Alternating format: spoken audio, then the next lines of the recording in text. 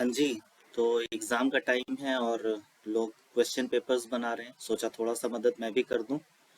और वैसे ये वीडियो मतलब आगे जाकर भी बहुत सारे स्टूडेंट्स के काम आएगा जो लोग प्रीवियस ईयर के क्वेश्चन पेपर बना रहे हैं।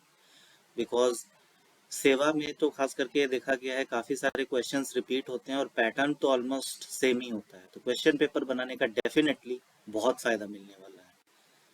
तो चलो, जो प्री फाइनल आया था, प्री बोर्ड का जो मैथमेटिक्स का क्वेश्चन आया था उसको अभी यहीं पे सॉल्व करते हैं, राइट, स्टेप बाय स्टेप। तो जो पहला पार्ट हमारा क्वेश्चन का है वो है objective questions, right, section A. और मैंने देखा कि टोटल 12 क्वेश्चंस थे ऑब्जेक्टिव के और सबके हमेशा की तरह 1 मार्क ईच। तो पहला क्वेश्चन क्या था कि if 4225 is equal to 65 then root under 42.25 is equal to what. Okay, तो root under 4225 is equal to 65 दिया है। हमें सॉल्यूशन कैसे करना है जब हम, क्योंकि 1 मार्क का है, तो ये दिया हुआ है कि 4225 इज इक्वल टू 65, राइट। हमें निकालना है किसको, 42.25 का रूट निकालना है। क्या करेंगे इसके लिए, सिंपल है, आपको किसी भी डेसिमल को फ्रैक्शन में तोड़ना तो जरूर आता होगा। 42 जो 0.25 है, आप पॉइंट हटा देंगे, राइट। तो डेसिमल के बदले 1 लिखा और डेसिमल के बाद जितने डिजिट्स हैं उतने 0 लिखे, टोटल रूट अंडर हो गया। हमें पता है स्क्वायर रूट का जो लॉ है कि अगर डिवीजन में अगर स्क्वायर रूट लगा हुआ है तो हम उन दोनों को सेपरेट कर सकते हैं। तो ऊपर वाला रूट अंडर 4225 हो जाएगा, नीचे वाला रूट अंडर 100 हो जाएगा। ओके, आपको पता हुआ है, दिया है कि 4225 का रूट जो है वो है 65 और 100 का इजी है रूट, हम जानते हैं ये 10 होता है। तो 65/10 इज इक्वल टू 6.5, ये आपका आंसर है। और ये कौन सा ऑप्शन है, ये ऑप्शन 6.5 बी वाला है, राइट। चले next, the value of cube root of 8 plus cube root of 27 plus cube root of 64 is what, right. तो इसको सॉल्व करने के लिए हम क्या करेंगे, नेक्स्ट क्यूब रूट 8 का चाहिए प्लस किसका है, क्यूब रूट 27 और 64, 27 64 दोनों का क्यूब रूट चाहिए, राइट। अच्छा, कोई भी रूट जब होता है, खास करके स्क्वायर रूट या क्यूब रूट, तो आपको पता है रूट कुछ नहीं है, वो भी एक तरह का पावर है, ठीक है। तो क्यूब रूट एक्चुअली में क्या है, this is equal to exponent, यानी कि किसी भी चीज का पावर 1/3 है ना। तो हम इसी फॉर्म में कन्वर्ट कर देंगे, इस वाले को कन्वर्ट करेंगे कैसे, तो ये 8 का पावर 1/3 है प्लस 27 का पावर 1/3 है प्लस 64 का पावर 1/3 है ना। अब 8 को क्या करना है, फैक्टराइज कर दीजिए और फैक्टर्स के मल्टीप्लिकेशन के रूप में लिखिए। जब आप करेंगे ना तो आपको पता चलेगा ये 2 का पावर क्यूब है और होल का power 1/3।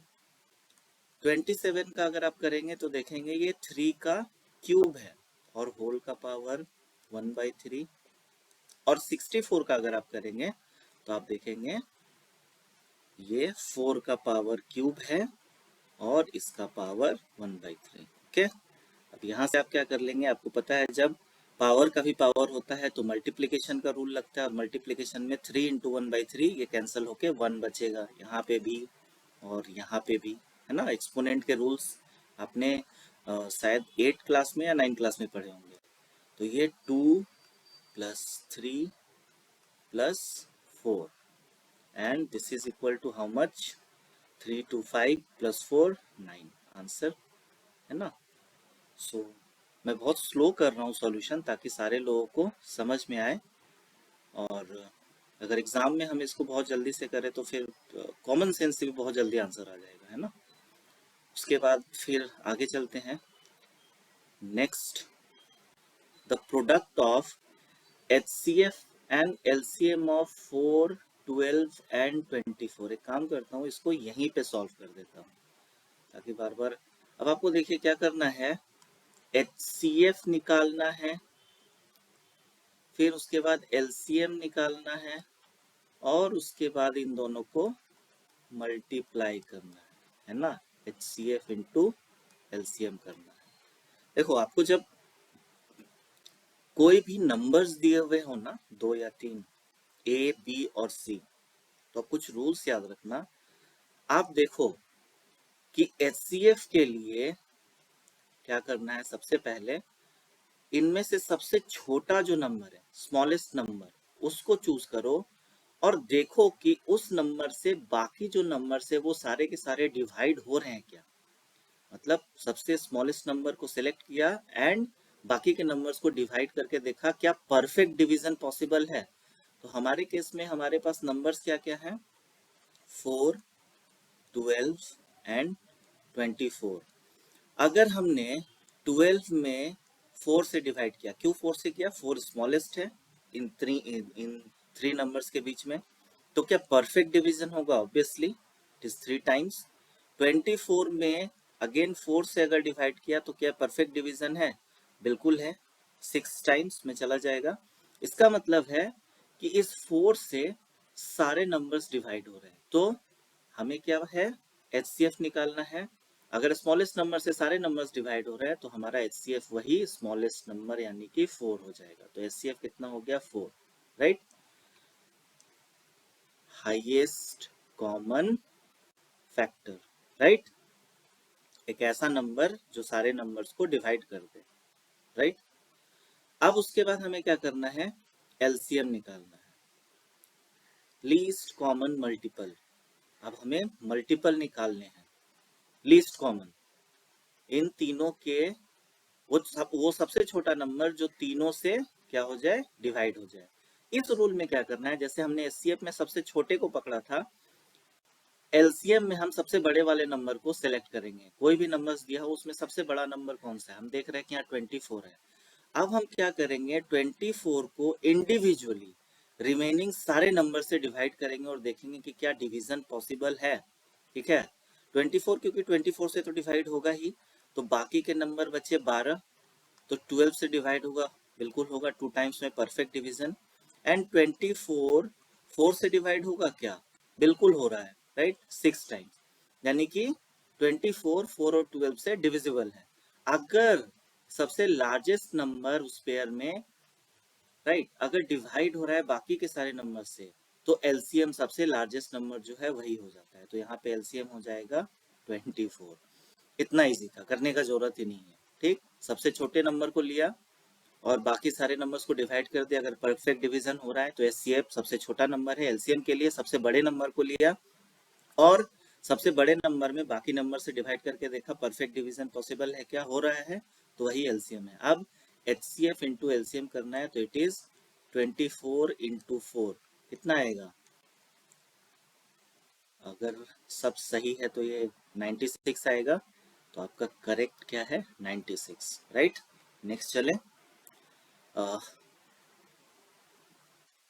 Given positive integers a and b there exist. अच्छा, ये तो यूक्लिड्स का जो डिवीजन लेमा है उसी के ऊपर हमें बनाना है कि अगर a एंड b दो नंबर्स हैं सच दैट कि हम a में b से डिवाइड करेंगे तो कोशेंट Q मिलेगा और रिमाइंडर R मिलेगा, और हम लिख सकते हैं कि A is equal to what, B into Q plus R। ये डायरेक्ट यूक्लिड्स का डिवीजन लेमा जो उसी पे बन रहा है ना, A is equal to BQ plus R। But ये कैसे पॉसिबल है, मान लो आपने A में B से डिवाइड किया और लेटर से Q टाइम्स में डिवीजन हुआ, राइट। Q टाइम्स में डिवीजन हुआ, कुछ x आया होगा और x आने के बाद जब हमने माइनस किया तो रिमाइंडर r बच गया। अब हम फर्दर डिवीजन कब नहीं करते, किस केस में डिवीजन यहाँ रुक जाता है, जब हम देखते हैं कि now this r is smaller then b।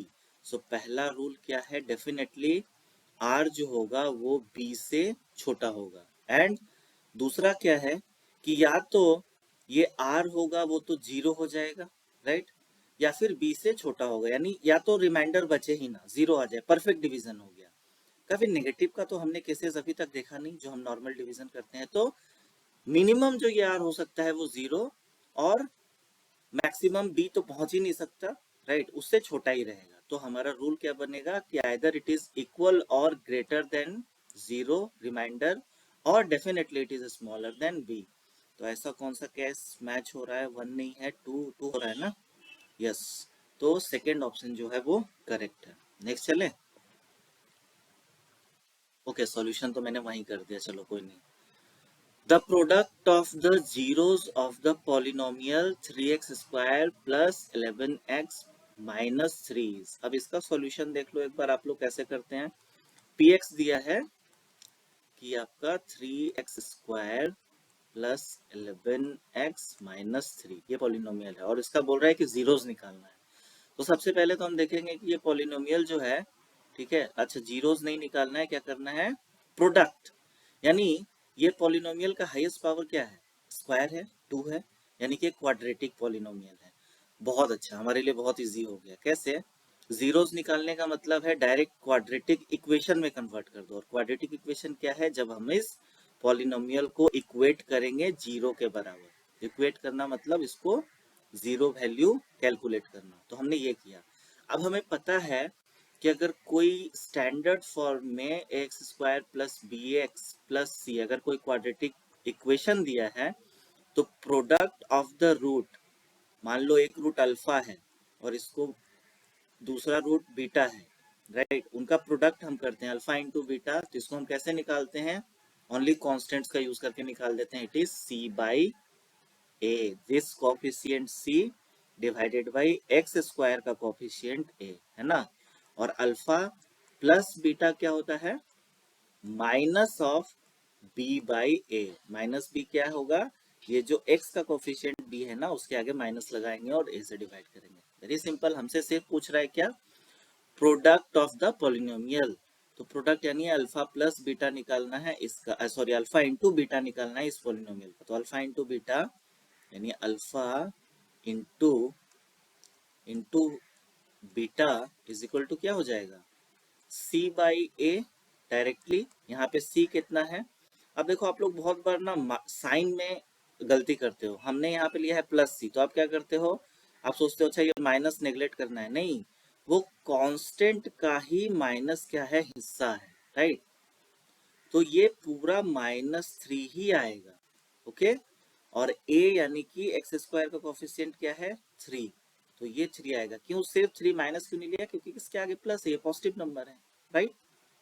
अब इन दोनों को अगर हमने डिवाइड किया तो कितने टाइम्स में डिवाइड होगा, -1 टाइम्स में। आ गया answer, right, option D is correct. I hope कि आप लोग समझ रहे हो। अच्छा, इसका जरूरत नहीं है। अंडर व्हाट कंडीशन विल, अच्छा ये एक स्क्वायर है, ठीक है, ये मैं फॉर्मेट करना भूल गया, ये स्क्वायर है एक्चुअली में। तो a x square plus B x plus C is equal to zero be a quadratic equation, यानी कि पूछ रहा है आपसे कि x square plus B x plus C is equal to zero, ये इक्वेशन ऐसा कौन सा केस होगा जिसमें ये 100% हम बोल सकते हैं कि ये क्वाड्रेटिक इक्वेशन है। क्वाड्रेटिक इक्वेशन किसको बोलते हैं, क्वाड्रेटिक इक्वेशन के लिए सबसे बेसिक कंडीशन क्या है, बेसिक कंडीशन, सबसे बेसिक कंडीशन है कि आपका जो कोफिशिएंट होगा किसका, of x square, coefficient of x square, वो कभी भी जीरो नहीं होगा। क्यों, जैसे ही एक्स स्क्वायर का कोफिशिएंट अगर ये ए जीरो हो गया, तो हाईएस्ट पावर वाला टर्म क्या हो जाएगा, पूरा जीरो हो जाएगा। जब हाईएस्ट पावर 2 बचा ही नहीं तो क्वाड्रेटिक इक्वेशन होगा कैसे। इसीलिए ए जीरो नहीं हो सकता है, ये नेगेटिव हो जाएगा, पॉजिटिव हो जाएगा, बट जीरो कभी नहीं होगा, right. It should not be equal to zero. तो यहाँ पे डायरेक्ट आंसर दिख रहा है कि a should not be equal to zero, बाकी कोई भी वैल्यू ले लो, ओके, राइट। एंड नेक्स्ट चलते हैं, the 20th term of the AP 1074 is, ये तो बहुत इजी है। देखो फर्स्ट टर्म सबसे पहले क्या है यहाँ पे, फर्स्ट टर्म आपका जो है वो है 10, ठीक है। नाउ आपको कॉमन डिफरेंस,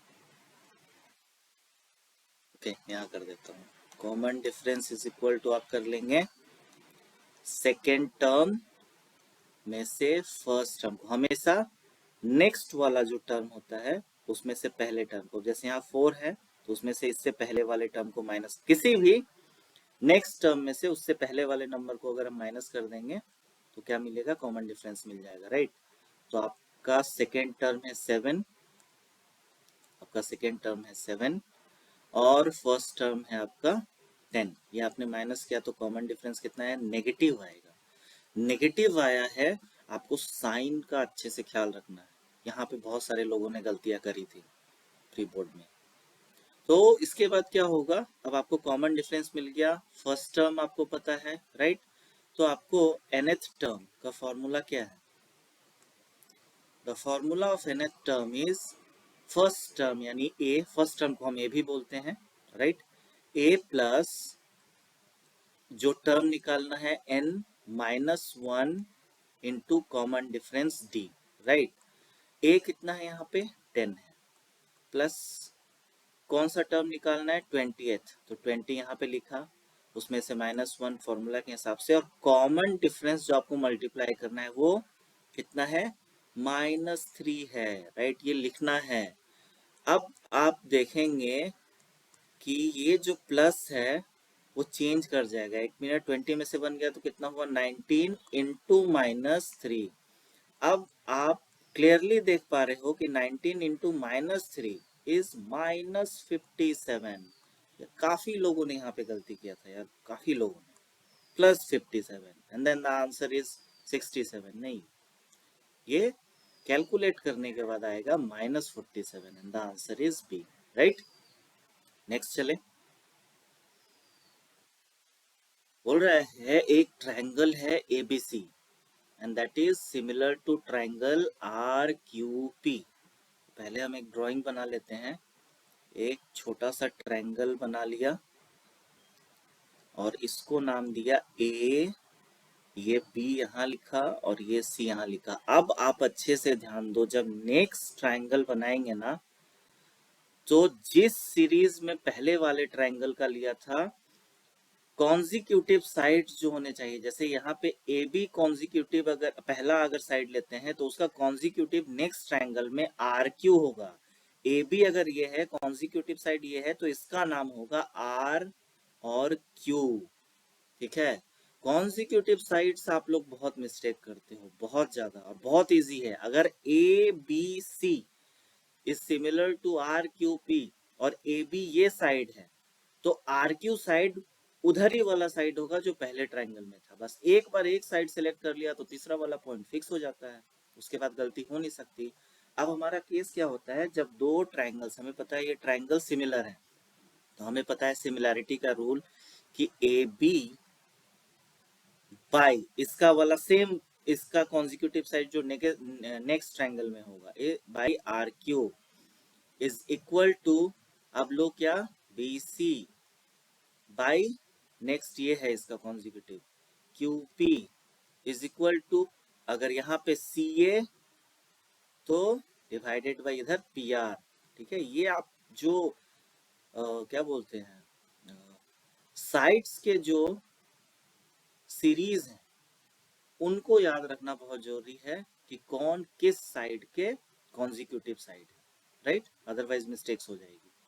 तो अब हमसे बोल रहे हैं क्या, आप क्वेश्चन पढ़ेंगे कि अगर ए बी 3.8 है, ठीक है, ए बी की जगह पुट करो 3.8, कोई बात नहीं, आर क्यू दिया है क्या, कहीं नहीं दिया है तो आर क्यू को ऐसे ही रहने दो, okay. B C is equal to 6 दे दिया, क्यूपी कहीं दिया है, यस दिया है, 12 दे दिया, ये पूरा कर दिया, इज इक्वल टू, अब सी ए इज इक्वल टू 3, अच्छा ये यहाँ पे दिस इज अगर क्वेश्चन पेपर में देखता हूं तो राइट, ये 3√3 है ना, दिस इज ये यहाँ पे formatting, this is 3√3. Okay, so CA is equal to 3√3 and PR निकालना है हमें. ओके, PR निकालना है, नो प्रॉब्लम. तो हमें इस वाले पार्ट का तो जरूरत ही नहीं है, इस पे हमें ध्यान ही नहीं देना. ठीक है, हमें इक्वेशन यहां से बनाना है. ठीक है, क्या बनाना है कि 3√3 by PR is equal to 6/12.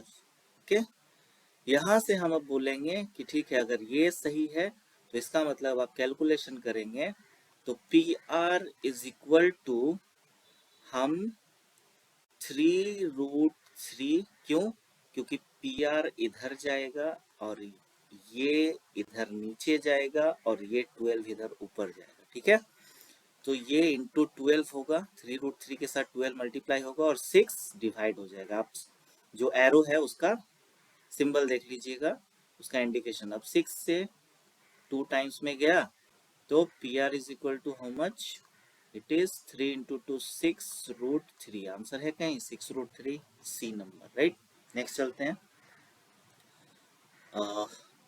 Okay, if the circumference of a circle is 44 centimeter then its area is, यहाँ पे कुछ बताने वाला हूँ आप लोगों को मैं. ठीक है, देखो circumference जो होता है, circumference जो है उसका फॉर्मूला आप सर्कल का 2πr. राइट, तो यहाँ पे क्या दिया हुआ है, 2πr is equal to how much, 44 centimetre. अब एरिया के लिए हमें क्या करना है, यहाँ पे ही लिख देता हूँ, एरिया ऑफ सर्कल का सिंबल बना दिया, पाई आर स्क्वायर. राइट, हमें r का स्क्वायर चाहिए, तो हम क्या करेंगे, r इज इक्वल टू लिखेंगे 44 डिवाइडेड बाई 2π, और पाई का वैल्यू अभी पुट ना करें. ठीक है, मैं बताऊंगा क्यों. 2 से कैंसिल जो हो रहा है वो कर दीजिए, 22 टाइम्स चला जाएगा. राइट, तो r इज इक्वल टू 22/पाई, रहने दो पाई को, अभी कोई कैंसिलेशन मत करो. Now area is equal to how much, pi R square. तो पाई इंटू आर का स्क्वायर, यानी ये 2 बार स्क्वायर होगा, सॉरी 2 बार मल्टीप्लाई होगा 22/पाई. तो 22/पाई इंटू 22/पाई. राइट, पाई और पाई कैंसिल हो गया तो बचा 22 इंटू 22/पाई. अब पाई का वैल्यू पुट कर दो, तो 22 इंटू 22 पाई का वैल्यू कितना है, 11 डिवाइडेड बाई 7. तो डिवाइड करेंगे तो ऊपर आ जाएगा 7. अब आप सोच रहे होंगे सर ये टीचर पागल है, 11/7 ले रहा है. राइट, क्यों ले रहा है टीचर 11/7, पहले दिखा देता हूँ वरना पता चलेगा भाग जाओगे कि नहीं इस टीचर को नहीं आता है. ये देखो आप लोगों का क्वेश्चन यही था.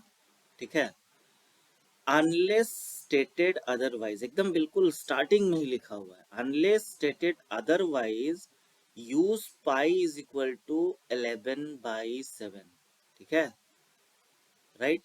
अब मुझको नहीं पता कि इसको एग्जाम के टाइम में टीचर्स ने करेक्ट करवाया कि नहीं, बट जो वैल्यू देता है बोर्ड या फिर किसी भी एग्जाम में आप बैठो, किसी कांस्टेंट का जो वैल्यू बोला है यूज करने के लिए, ठीक है, उसका यूज करना बहुत जरूरी है. अदरवाइज जो आंसर्स होंगे आपके वो डिफरेंट हो जाएंगे, गलत हो जाएंगे.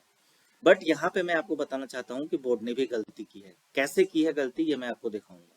बोर्ड ने जो क्वेश्चन पेपर दिया उसमें गलती हो गई है, बट कोई प्रॉब्लम नहीं, कभी कभी ऐसी मिस्टेक्स हो जाती है, इसमें ऑफेंड होने वाली बात नहीं है. हम अपनी तरफ से देख लेंगे कि कैसे प्रॉब्लम है. अब देखो 11 से अगर मैंने काटा तो 2 टाइम्स में चला जाएगा.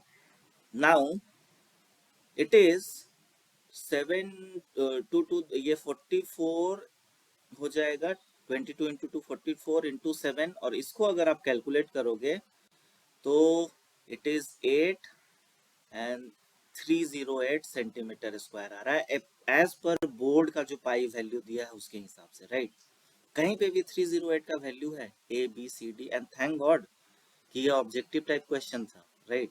अगर ये सब्जेक्टिव होता तो फिर नहीं, फिर भी आप लोग सही हो जाते, क्योंकि बोर्ड ने जो दिया है वो गलत दिया है, बाई मिस्टेक को चलाया, राइट। तो यहाँ पे आगे पता चलता है कि नहीं, बोर्ड ने जो दिया है उसके बेसिस पे बोर्ड ने ही कैलकुलेशन नहीं किया। बोर्ड ने जो कैलकुलेशन किया है उसके लिए उसने क्या किया है, यहाँ पे अब हम वैल्यू बैठाएंगे जो वापस, ठीक है, अपना जो करेक्ट वैल्यू हमें मालूम है कि 22 इंटू 22 कितना होता है पाई का वैल्यू, 22/7 होता है, हमें पता है। 22/7 करेंगे तो ये ऊपर आ जाएगा मल्टीप्लाई में, ये कट गया। और अब हम करेंगे तो 7 टू द 14 का 4 हाथ में 1 7 1 5, ठीक है। 7 टू द 14 प्लस 1 15, यानी इतना स्क्वायर। तो आंसर डायरेक्ट मिल गया, अब मिल गया। तो इससे हमें पता चलता है कि बोर्ड ने जो दिया था वो गलत दिया है, हम 22/7 ले रहे हैं, करेक्ट आ रहा है आंसर, यही आंसर होगा, ओके। बट ये चीज यहाँ पे आप लोगों को समझा देता हूँ, आगे बहुत काम आएगा। प्लीज एग्जाम के टाइम में आप अच्छे से क्वेश्चन को पढ़िए और इंस्ट्रक्शन को भी देखिए कि कहीं किसी कांस्टेंट का वैल्यू दिया है क्या। अगर बोला है कि कांस्टेंट का जो वैल्यू है उसको ही यूज करना है तो उसको यूज कीजिए, अदरवाइज आपका फाइनल आंसर रॉन्ग आएगा। अगर आप खुद से अगर कोई वैल्यू पिकअप करते हैं तो ये नियम है, कहीं पे भी किसी भी एग्जाम में, कॉम्पिटिटिव एग्जाम में आप चले जाओ, आगे जा करके आईआईटी का एग्जाम दो, यानी कि आप नीट दो, जी दो, कोई भी एग्जाम दो, यूजीसी का नेट दो, अगर कुछ उन्होंने बोला है स्पेसिफिक, अगर उसको आपने फॉलो नहीं किया तो गलत हो जाओगे, इसका ध्यान रखो।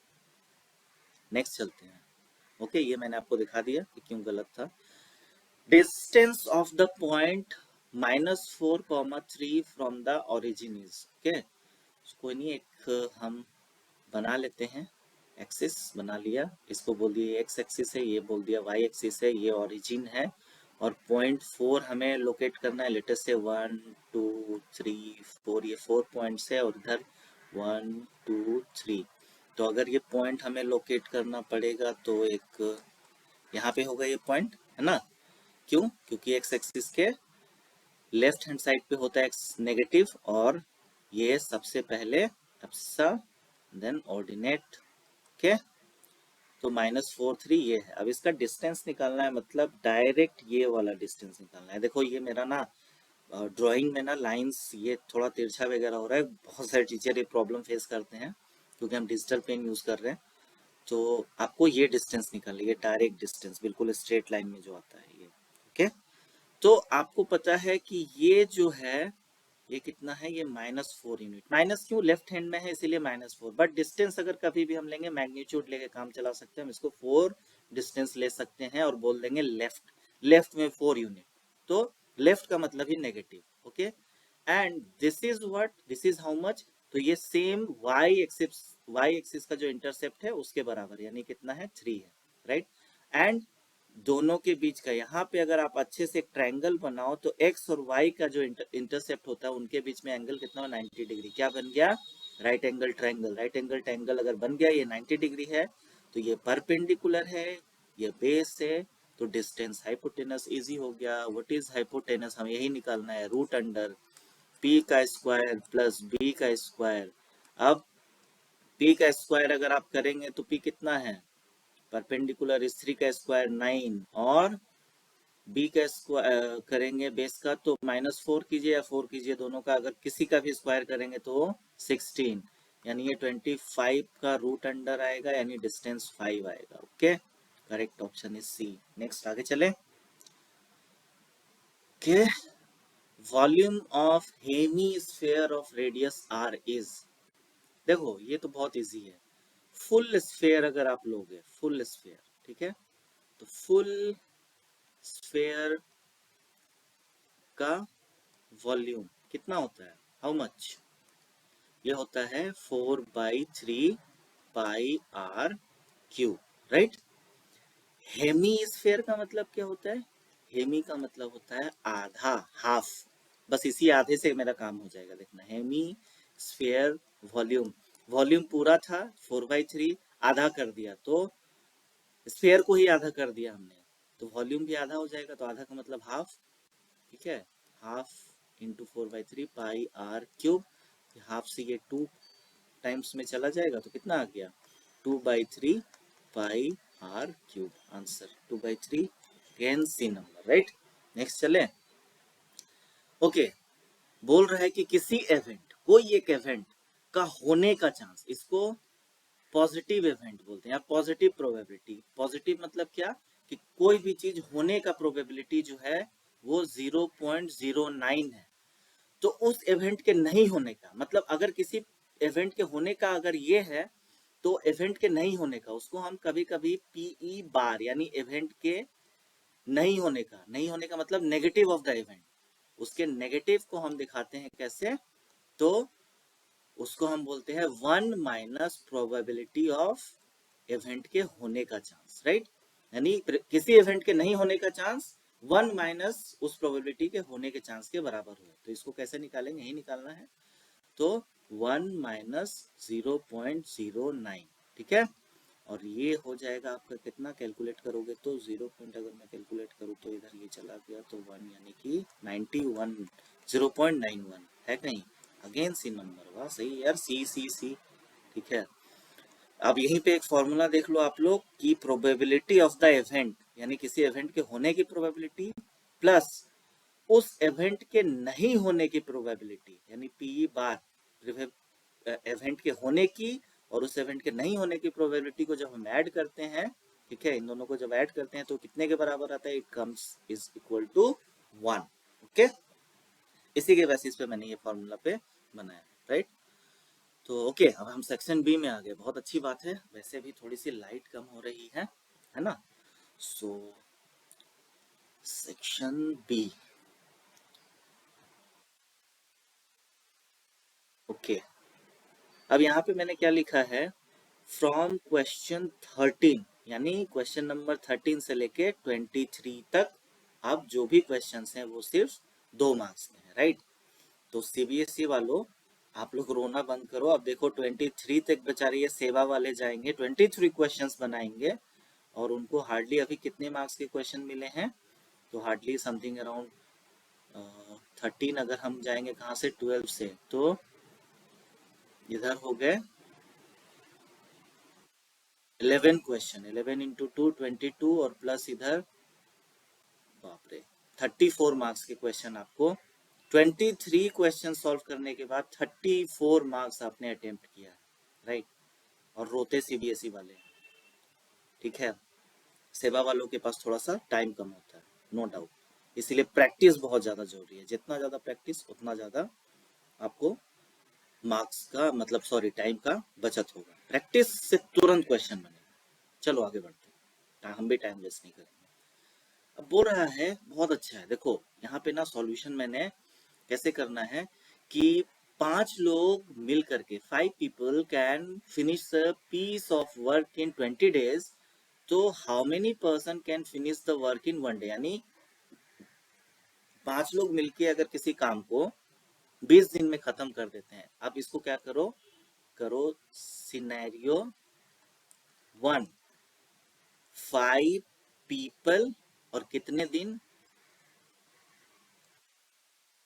20 days, राइट। सिनेरियो 2, बहुत इजी है, बहुत इजी है। सिनेरियो 2 कितने लोग दिए हैं, नहीं दिए, एज्यूम कर लेते हैं x, मान लिया x पीपल और कितने दिन, 1 डे। अब लेकिन एक बात बताओ, क्या वर्क चेंज किया, काम को चेंज किया है, नहीं, काम वही है, ठीक है। जिसको 5 लोग मिलकर के 20 दिन में पूरा कर रहे थे, काम वही है। और अब उसको बताएं कितने लोग लगेंगे एक दिन में पूरा करने के लिए। तो आपको क्या करना है ना, यहाँ पे एक फॉर्मूला है कि सिनेरियो 1 के वर्कर या फिर मेन कर लो या वर्कर कर लो, तो worker, number of worker in scenario 1 into number of days in scenario 1 is equal to number of worker in scenario 2 into number of days in scenario 2। क्यों, क्योंकि वर्क ही चेंज नहीं हुआ। तो number of people into number of days scenario 1 में बराबर होगा number of people into number of days के। तो नंबर ऑफ पीपल कितने हैं, 1 में 5, कितने दिन में 20, वर्क टू हमें एक्स निकालना है, यानी वर्कर्स टू। सिनेरियो टू में कितने लोग हैं, हमने लिया है एक्स, कितने दिन में पूरा करना है 1। ठीक है, बहुत इजी हो गया। एक्स इज इक्वल टू क्या हो जाएगा 5 इंटू 20/1, यानी डायरेक्टली अगर आप देखोगे तो 100 आंसर। ठीक है, डायरेक्ट बना सकते हो। ऐसे बनाने का तरीका कैसे, यही scenario 1 this, scenario 2 this, now. ठीक है, आप इसको लिख सकते हो number of worker 1 into number of days 1 is equal to number of worker 2 into number of days 2। ठीक है, बस उसके बाद पुट करो सेम चीज और आंसर आ गया, सिंपल, 2 मार्क्स मिल गए। Next question number 14। अच्छा 14 हटाया था, हटा नहीं। Find the smallest perfect square number which is divisible by 4, 9 and 10। यार 8 क्लास का क्वेश्चन, मतलब आई रिमेम्बर कि मैंने 8 क्लास में ये पढ़ाया है एक बार। ठीक है, तो कैसे होगा, सिंपल है। जैसे ही बोल रहा है ना कि स्मॉलेस्ट नंबर निकालना है, कैसा है, स्मॉलेस्ट पहला चीज बोला, और क्या निकालना है, वो नंबर डिविजिबल होना चाहिए। स्मॉलेस्ट का मतलब लीस्ट और डिविजिबल का मतलब एलसीएम। ठीक है, तो सबसे पहले मैं ये नहीं बोल रहा हूँ कि एलसीएम आंसर होगा, पहले एलसीएम निकालेंगे और चेक करेंगे कि क्या वो परफेक्ट स्क्वायर है। अगर नहीं हो रहा है तो उसका आगे का एक रूल है, राइट। सबसे पहले एलसीएम निकालो। लेकिन अब यहाँ पे क्या करेंगे हम, आपको फंडामेंटल रूल ऑफ एरिथमेटिक पढ़ा है ना, लगाओ, फैक्टराइज करो सबको। 4 को करेंगे 2 का स्क्वायर, राइट। 9 को करेंगे 3 का स्क्वायर, 10 को करेंगे 2 इंटू 5। अब हम क्या करते हैं एलसीएम के लिए, LCM is equal to highest जो पावर होता है फैक्टर्स का, कॉमन फैक्टर्स का, उसको हम क्या करते हैं लेकर के मल्टीप्लाई कर देते हैं। अब देखो 2 का हाईएस्ट पावर, यहाँ पे पावर 1 है, नहीं इसको नहीं लेना, यहाँ पे पावर क्या है। आप बोलोगे सर यहाँ तो पावर ही नहीं है, मैं बोल रहा हूँ नहीं, 2 का पावर यहाँ पे भी है। कैसे है, 3 का स्क्वायर है ये, इंटू 1 हम कर सकते हैं। ठीक है, क्योंकि चेंज तो नहीं होगा, 9 को तो हम लिख सकते हैं ना कि 9 इज इक्वल टू 9 इंटू 1, कोई प्रॉब्लम है क्या। और फिर इसको हम लिख सकते हैं 9 को 3 का स्क्वायर इंटू 1। ठीक है, मैं वही करने वाला हूँ। अगर मैं लिखूं कि 2 का पावर 0, व्हाट इज 2 का पावर 0, किसी भी नंबर का पावर अगर 0 को रखोगे वो 1 है, कोई चेंजेस आया, कुछ नहीं हुआ। उसी तरह से 5 भी चाहिए, 5 का पावर 0, कोई चेंजेस नहीं हुआ, ये अभी भी इतने ही के बराबर है, क्योंकि इंटू 1 इंटू 1, राइट। आप लोगों को दिखता ही नहीं है और इसको कॉमन सेंस बोलते हैं। अब यहाँ पे 3 नहीं है तो मैं 3 का पावर 0 कर दूंगा, यहाँ पे 5 भी नहीं है तो 5 का पावर 0 कर दूंगा। अब 2 का पावर कितना दिख रहा है हाईएस्ट, यहाँ पे दिख रहा है 2 का पावर 2। क्या ये परफेक्ट स्क्वायर है, हाँ है, नो प्रॉब्लम विद दिस। ठीक है, दूसरा 3, 3 का हाईएस्ट पावर कितना दिख रहा है जी, 3 का हाईएस्ट पावर दिख रहा है हमें स्क्वायर, हो गया काम खत्म, राइट। और 5 का हाईएस्ट पावर कितना दिख रहा है 1। अब देखो 2 का स्क्वायर है 3 का स्क्वायर, यानी ये दोनों परफेक्ट स्क्वायर है, इन दोनों को मल्टीप्लाई भी करेंगे ना तो परफेक्ट स्क्वायर मिलेगा। लेकिन क्या 5 का स्क्वायर है, नहीं है, तो अब जो मल्टीप्लीकेशन आएगा वो परफेक्ट स्क्वायर होगा ही नहीं, तो इसको परफेक्ट स्क्वायर बनाना है। कैसे, तो 2 का स्क्वायर, 3 का स्क्वायर और 5 जो है ना वो क्योंकि स्क्वायर नहीं है तो उसको स्क्वायर करो, मल्टीप्लाई। ठीक है, सॉरी, इसको कर दिया, हो गया, आंसर आ गया, कर लो। एंड दिस विल बी 900, है ना, क्योंकि इन तीनों का मैंने एलसीएम अगर देखा, डायरेक्ट एलसीएम तो वैसे ही निकल रहा है 180 होगा, हाँ 180 होगा, और 180 इंटू 5, राइट, 900 आंसर हो गया, ऐसे ही बनेगा भी। ओके, नेक्स्ट चलें। Find the zeros of the polynomial x square minus 2 and verify the relationship between zeros and the coefficients. Okay? तो पहले तो पॉलिनोमियल क्या दिया है उसको देखेंगे कि ये है एक्स स्क्वायर माइनस 2। ठीक है, और इसके px हमेशा पॉलिनोमियल अगर दिया है तो इसको लिखेंगे px is equal to Y, p for polynomial, x क्यों, क्योंकि वेरिएबल ऑफ x है, तो px इज इक्वल टू, अब जीरोस निकालना है तो हम इसको क्या करेंगे, X square minus two is equal to zero. अच्छा क्वाड्रेटिक इक्वेशन है ये, राइट। अब इसमें आप क्या करोगे कि एक फॉर्मूला लगा करके मैं बता देता हूँ, बहुत इजी हो जाएगा। ये x का स्क्वायर है, माइनस टू जो है उसको हम लिख सकते हैं रूट टू का स्क्वायर। अच्छे से आप देखो, बिल्कुल इजी है यार, ठीक है। एक्स स्क्वायर तो X square as it is, ये टू है सिर्फ, परफेक्ट स्क्वायर बनाना चाहता हूँ, रूट टू ले लिया उसका स्क्वायर कर दिया, अगर अभी भी इसको तोड़ूंगा तो यही चीज आएगा, हो गया ना। अब ये फॉर्मूले पे टूट जाएगा, A square minus B square वाला फॉर्मूला, अगर तोड़ोगे तो क्या होगा, ये X plus root two X into X minus root two और इज इक्वल टू जीरो। बस इंडिविजुअली पुट करो तो पहला root x is equal to minus root two है और दूसरा x is equal to plus root two है, हो गया। ये पहला चीज तो आपने निकाल दिया। अब दूसरा क्या करना है आपको, आपको रिलेशनशिप निकालना है, रिलेशनशिप प्रूफ करना है, ठीक है। चलो प्रूफ करते हैं रिलेशनशिप, कौन सा बड़ा बात है। सॉरी, रिलेशनशिप प्रूव करने के लिए काम करो ना, इसको ना कन्वर्ट कर लो स्टैंडर्ड फॉर्म में। Standard form A x square plus B x plus C is equal to zero वाले फॉर्म में। तो देखो ए एक्स स्क्वायर तो है, एक्स स्क्वायर है, क्यों, क्योंकि इसका कोफिशिएंट ए कितना है, ए वन है, यहाँ पे पता है हमें। एक्स स्क्वायर का मल्टीप्लीकेशन में कुछ नहीं है अगर तो वन है, लेकिन प्लस बी एक्स यानी सिर्फ एक्स वाला पार्ट यहाँ पे है नहीं है, तो हमारे पास इजी है ना, बी को जीरो कर देते हैं, हम लिख सकते हैं जीरो इंटू एक्स, अभी भी तो कुछ चेंज नहीं हुआ, जीरो इंटू एक्स कितना, जीरो, ठीक है। और प्लस सी के जगह पे यानी सी के जगह minus two is equal to zero, हो गया। अब यहाँ पे आप देख लो, ए इज इक्वल टू कितना है, one, B is equal to कितना है, zero, C is equal to कितना है, माइनस टू, और आपका रिलेशनशिप क्या होता है, alpha plus beta is equal to minus B by A. Alpha कितना है, alpha is minus root two, beta कितना है, जोड़ना है प्लस रूट टू, ठीक है। अब minus B by A, B कितना है, जीरो, अब कुछ भी करो, जीरो बाई वन कुछ भी कर लो ये जीरो आएगा, लेकिन फिर यहाँ पे भी तो जीरो आ रहा है, minus root two plus root two कितना, zero is equal to zero, हो गया। अल्फा इंटू बीटा करेंगे जी, अल्फा इंटू बीटा कितना होता है, ये c by A, alpha into beta यानी कि minus root two into plus root two, ठीक है, is equal to c by a, c कितना है, माइनस टू है, और ए कितना है, वन है। अब बताओ root two into root two कितना हो जाएगा, रूट टू का स्क्वायर, रूट टू का स्क्वायर कितना होता है, टू, लेकिन आगे माइनस है तो ये माइनस टू होगा, minus two is equal to यहाँ पे भी माइनस टू, प्रूफ्ड हो गया, राइट।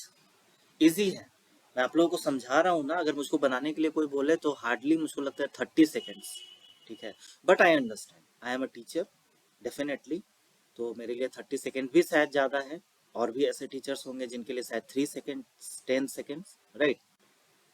आप लोग ऑन एन एवरेज अगर 3 मिनट भी अगर लेते हो तो आपके लिए बहुत टाइम बचेगा, बट 3 अच्छे मिनट्स लो और अच्छे से दिमाग लगाओ, क्वेश्चन को पढ़ो, उसको अच्छे से दिमाग में ब्रेक करो और सही अप्रोच लगाओ, ठीक है, कभी गलत नहीं होगा। बेसिक्स एकदम क्लियर होना चाहिए। Next, find the polynomial whose sum and product, अच्छा जीरोस के यानी अल्फा, पहले वही दिया, alpha plus beta is equal to 1/3 and alpha into beta is equal to -1, और आपको क्या करना है, पॉलिनोमियल निकालना है, राइट। अब देखो सिर्फ दो ही, इसको एक चीज है लेकिन यहाँ पे एक मिस्टेक हुआ है, right. Find the quadratic polynomial लिखना चाहिए था स्पेसिफिकली, क्यों, क्योंकि हम जानते हैं कि अगर कोई क्यूबिक इक्वेशन, कोई भी क्यूबिक पॉलिनोमियल हो या फिर कोई फिफ्थ पावर वाला पॉलिनोमियल हो, तो हम जानते हैं हाईएस्ट नंबर ऑफ जो उसके जीरोस हैं कितने हो सकते हैं, it is equal to the highest power. अगर 5 पावर है तो 5 जीरोस हो सकते हैं, बट जरूरी नहीं है कि 5 अगर पावर है तो 5 जीरोस ही होंगे, हो सकता है 5 ना हो, 3 हो, राइट।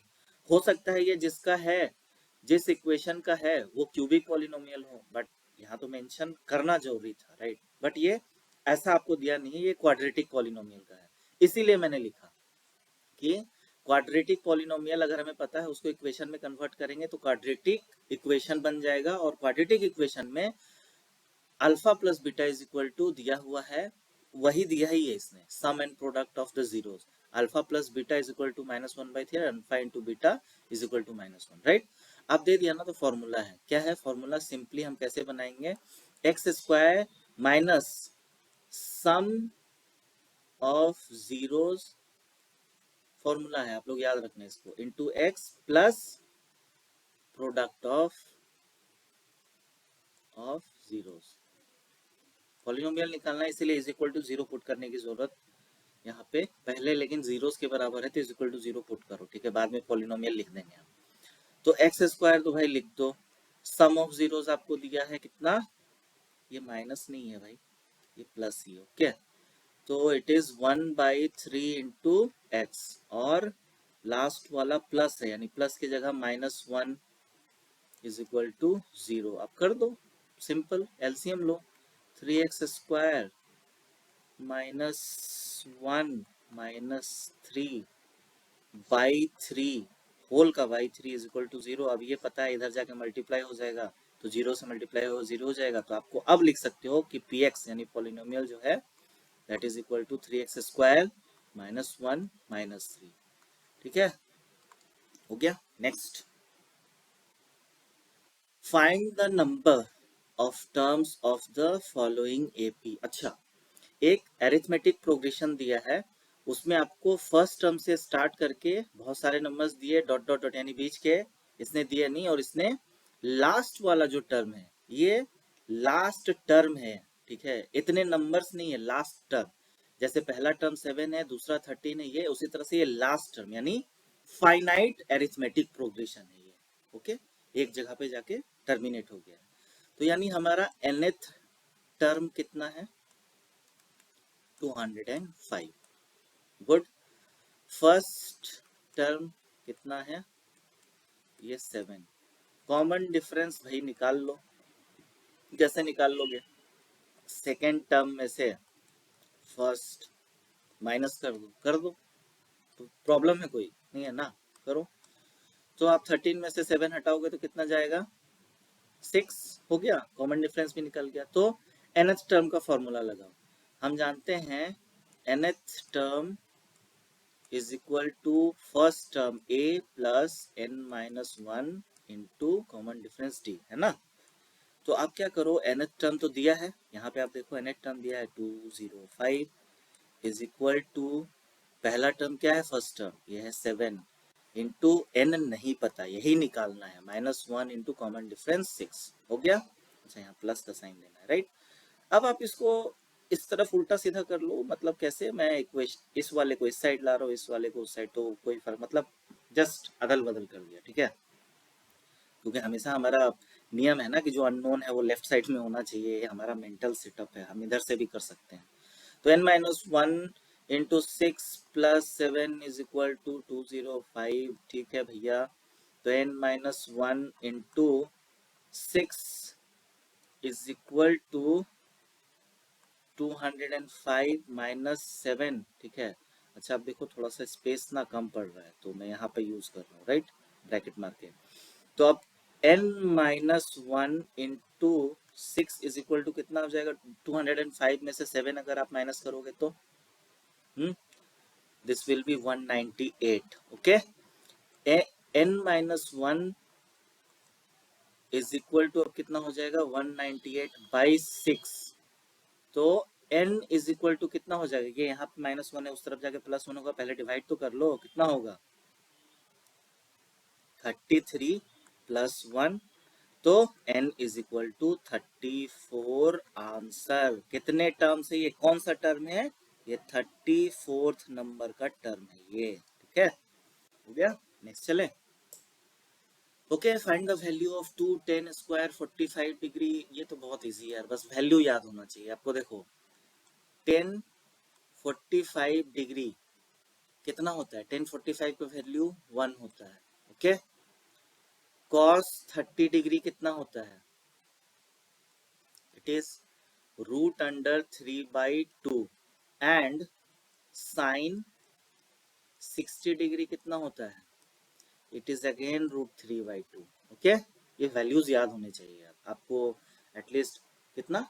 0 डिग्री, फिर 45 degree, sorry 0 degree, 30 degree, 45 degree, 60 degree and 90 degree, इतने वाले याद होने चाहिए। कौन कौन से? 0, 30, 45, 60, 90, इतना याद रखो सबका। Sine cos 10। ओके, अब क्या करना है हमें?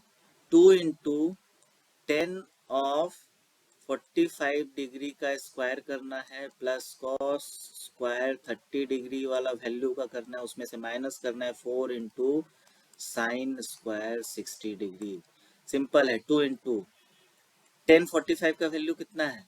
1, उसका स्क्वायर, प्लस कॉस 30 डिग्री का वैल्यू कितना है भाई? रूट 3/2, यानी इसका स्क्वायर, माइनस 4 साइन 60 डिग्री का वैल्यू कितना है भाई?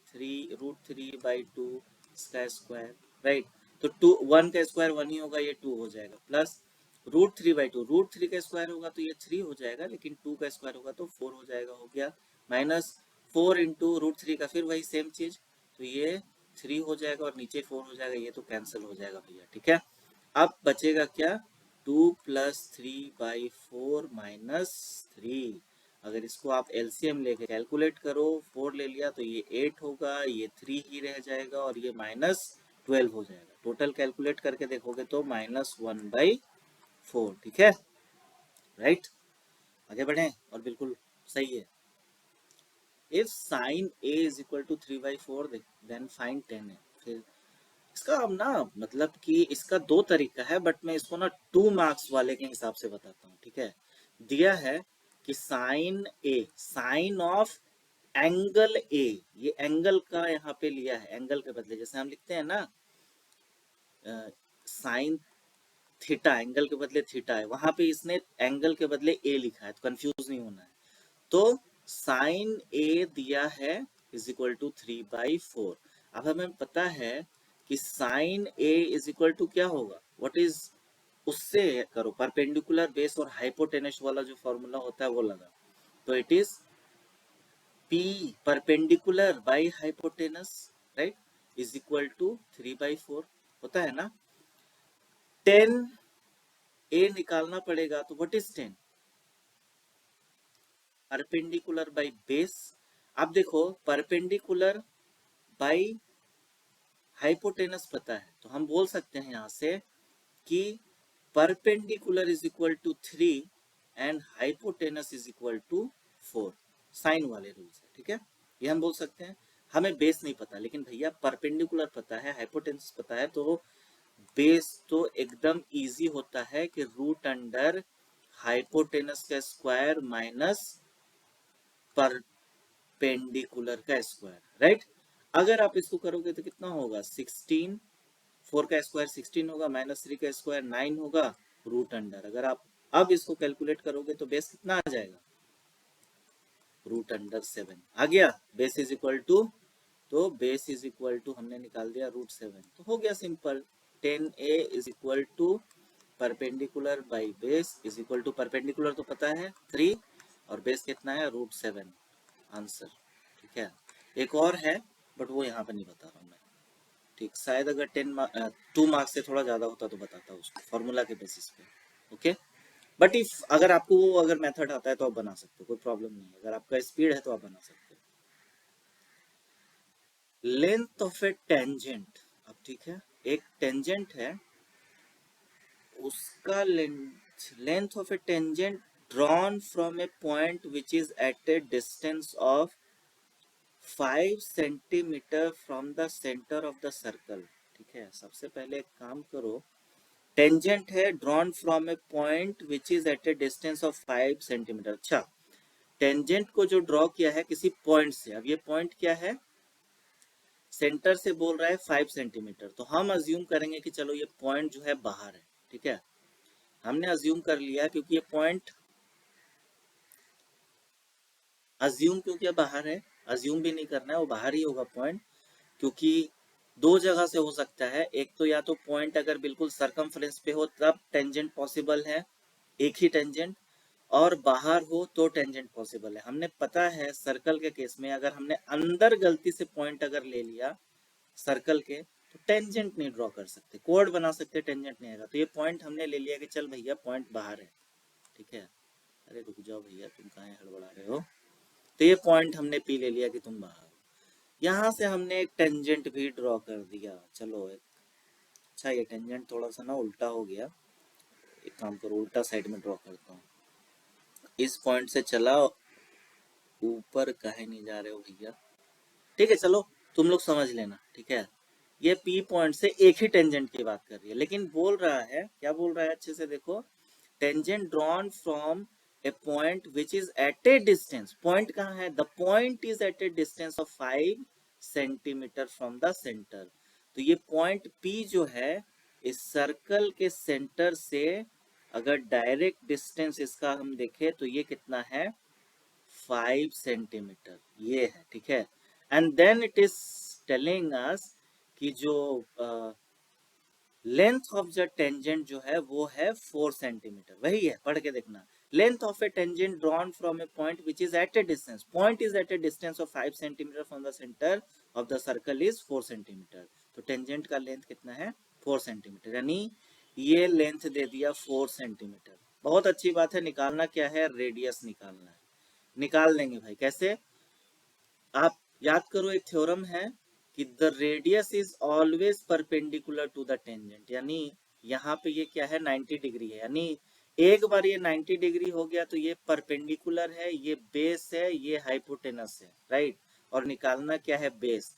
तो base is equal to what, root under hypotenuse का square plus sorry minus perpendicular का स्क्वायर, राइट। अच्छा यहाँ पे लेकिन वर्ड्स वगैरह में ना लिखना जरूरी है आपको। आपने ड्राइंग कर दिया सारा चीज, अब वहां पे लिखना पड़ेगा, ठीक, कि वी नो दैट, ठीक है, we know that radius is perpendicular to tangent, ठीक है। देयरफॉर ट्रायंगल आपको दिखाना पड़ेगा, ये ओ ले लो और ये कोई एक पॉइंट टी ले लो, तो दिखा दो कि triangle P T O is right angle triangle, right angle triangle, ठीक है। देयरफॉर बेस का square is equal to hypotenuse का स्क्वायर माइनस पी का स्क्वायर परपेंडिकुलर स्क्वायर, तो base is equal to same वही रूल। अब मैं डायरेक्ट यहाँ पे कैलकुलेट कर रहा हूँ, ठीक है। तो मैं ये बता रहा हूँ कि मैं तो सॉल्यूशन करके दिखा रहा हूँ आपको, ताकि आपका रिवीजन हो और आपको समझ में आए कि बनाना कैसे। बट ये हमेशा याद रखना एग्जाम में लिखने वक्त जो एक प्रोसीजर है अच्छे आंसर को लिखने का, तो उसको जरूर फॉलो करना। और डेफिनेटली मैं एक आध कुछ कोई ऐसा आपको ना लिख करके बिल्कुल दिखाऊंगा। थोड़ा टाइम ज़्यादा लगता है ना, इसीलिए मैंने उतना सारा चीज़ लिखा नहीं, बहुत ऐसे ही वीडियो बहुत लेंदी हो रहा है, और अगर और लिखने लगा तो फिर ये बहुत बड़ा हो जाएगा, महाभारत हो जाएगा, तो इसीलिए नहीं लिखा। बट डेफिनेटली एक आध जरूर मैं डेमोन्स्ट्रेट करूंगा कि सही आंसर कैसा होता है, राइट, जहाँ पे आपको डेफिनेटली खुश हो जाए आपका जो कॉपी एग्जामिन कर रहा हो। तो पुट कर दीजिए, हाइपोटेनस इज 5 का स्क्वायर माइनस ये है 4 का स्क्वायर। भाई ये तो मेरे को बिल्कुल आता है, बहुत कैलकुलेशंस किए हैं, ठीक है। ये आएगा आपको 25 में से 16 जाएगा, आपको 9 आएगा, और ये आ जाएगा 3, है ना, राइट, करेक्ट है। और भाइयों अगर गलती हो तो फिर पता है ये करना, बता देना मुझको, भाइयों और बहनों, नहीं तो पता लड़कियां नाराज हो जाएंगी कि भाई भाई कर रहा है बहन तो कर नहीं रहा है, बता देना, राइट। तो पता चला कि मेरा मीम्स बना रहे हैं बैठ करके, सोशल मीडिया का side effect. Next, two coins are tossed simultaneously, then find the probability of getting at least one tail। ये देखो क्या है ना कि दो सिक्के हैं, और दो सिक्कों को क्या कर रहा है ना, एक साथ एकदम एक ही बार में, मतलब ऐसे लेके रखा है, दोनों अंगूठे पे लेके रखा है, एक साथ एकदम फ्लिप कर रहा है, राइट। तो जो भी होगा एक साथ होगा। तो पूछ रहा है कि दो कॉइन्स जो उनको टॉस किया साइमल्टेनियसली, तो निकालिए probability of getting at least one head. अच्छा, यह एक चीज याद रखना है, एट लीस्ट वन हेड आना है। एट लीस्ट का मतलब कम से कम एक हेड आए। अगर दो भी हेड आ गए तो कोई प्रॉब्लम नहीं है, ठीक है, लेकिन कम से कम एक हेड आना चाहिए। तो हम क्या करेंगे ना, सारे सिनेरियो चेक करेंगे, CENARIO, ठीक है, जिसको हम ये भी बोलते हैं, ठीक है, पॉसिबल आउटकम्स, यही बोलते हैं हम इसको, पॉसिबल आउटकम्स क्या क्या होंगे और देखेंगे। दो सिक्के हमने उछाले हैं तो दो आउटकम हो गए। लेट अस से पहले वाले पे हेड आया और दूसरे वाले पे भी हेड आ गया, पहला सिनेरियो। दूसरा सिनेरियो, पहले वाले पे टेल आया लेकिन दूसरे वाले पे हेड आया, ठीक है, दूसरा सिनेरियो। तीसरा सिनेरियो कि नहीं, पहले वाला बोला कि मेरे ऊपर हेड आएगा तेरे ऊपर टेल आएगा, ठीक है भाई रख ले, कोई दिक्कत नहीं। और लास्ट हुआ कि नहीं, हम हेड आने ही नहीं देंगे। भाई बिल्कुल पॉसिबल है, हो सकता है कि दोनों के ऊपर टेल टेल आए, हेड आए ही ना, राइट। और कोई सिनेरियो मुझको तो नहीं नजर आता है, दो सिक्के के साथ मुझको यही नजर आता है कि हेड हेड आ गया, या फिर एक पे टेल एक पे हेड, एक पे हेड एक पे टेल, और फिर उसके बाद टेल और टेल ही, राइट, यानी हेड आया ही नहीं। अब इसमें से आप देखिए फेवरेबल, फेवरेबल केसेस कितने हैं, पॉसिबल आउटकम्स और केसेस टोटल कितने हैं, 1 2 3 4, यानी इतनी चीजें हो सकती है। दो सिक्के उछाल दिए, टोटल इतने ही होंगी, टोटल इतने ही होंगे। फेवरेबल यानी कि फेवरेबल हमारे लिए क्या है, कम से कम एक हेड जरूर आना है। यहाँ पे देखो कितने हेड्स आए हैं, दो, ये हमारे लिए फेवरेबल है, कम से कम एक मांग रहा था। दोनों अगर आ गए तो कोई प्रॉब्लम थोड़ी है, मिनिमम 1 चाहिए था, दोनों आए हैं, चलेगा हमारे लिए, राइट, यानी एक हो गया। दूसरा, एक हेड है भाई, हमें मिनिमम 1 के लिए बोला था, ये भी फेवरेबल है। तीसरा, हाँ यहाँ भी एक हेड है, चलेगा। चौथा, नहीं, यहाँ तो हेड आया ही नहीं। तो फेवरेबल केसेस कितने हैं, 3 है। टोटल केसेस कितने पॉसिबल हैं, 4 हैं। तो probability of the event P is equal to number of, ये फॉर्मूला है याद रखना, number of favourable cases divided by total number of possible cases, यानी टोटल कितने आउटकम्स हो सकते हैं सब मिला करके। तो नंबर ऑफ फेवरेबल केसेस हमारे कितने हैं, 3, और टोटल केसेस कितने हैं, 4। हो गया, निकल गई प्रोबेबिलिटी आंसर, बस। और बिल्कुल लिखना भी इसी तरह से है, बिल्कुल सेम इसी तरह से। आपको सिनेरियो भी दिखाना है, फेवरेबल केसेस हो, लिख दो, फुल मार्क्स, नो प्रॉब्लम, ठीक है। अब नेक्स्ट, ओके, कार्ड वाला है। आपको पता है ना, ताश जो लोग, ये क्या बोलते हैं, ये ऑनलाइन पोकर वगैरह है ना, जो गेम, वीडियो गेम्स तो आप लोग खेलते होंगे, रमी पोकर नहीं, पता नहीं यार, मैं वीडियो गेम्स बचपन से इंटरेस्ट नहीं था उतना ज़्यादा, ओके। फिजिकल क्रिकेट वगैरह बोलो, फुटबॉल वगैरह बोलो, बट ये उससे बेटर मुझको पढ़ना ही लगता था, वीडियो गेम्स।